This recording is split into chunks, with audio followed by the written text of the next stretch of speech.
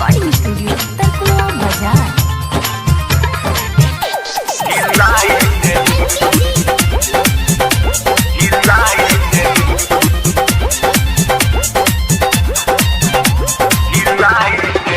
बबनी बारू बहुते छोट कैसे कमर भइल मोट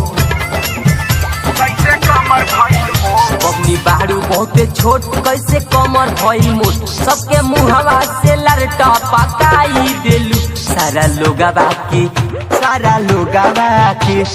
लोगवा के पागल बनाई देलू जब अपनी कमरिया हिलाई देलू सारा लोगवा के पागल बनाई देलू जब अपनी कमरिया हिलाई देलू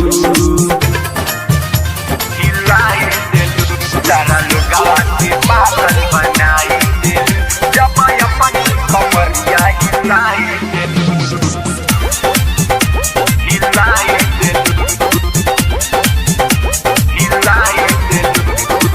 सारा ही लोग के कैलू तू तंग हो चढ़ल 16 हवा त भैलू मंग हो सारा ही लोग के कैलू तू तंग हो चढ़ल 16 हवा तो भैलू मंग हो अखिया मारी के मर कारवाई देलू सारा लोगवा के पागल बनाई देलू जब अपनी कमरिया हिलाई देलू सारा लोगवा के पागल बनाई देलू जब अपनी कमरिया हिलाई देलू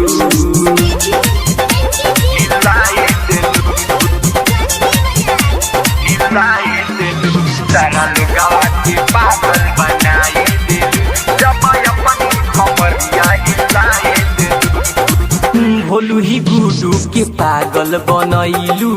रितेश मुबारक के कातू सुमैलू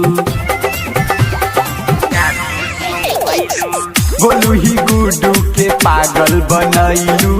रितेश मुबारक के कातू सुंघैलू अभी सरिया के मतिया घुमाई देलू सारा लोगवा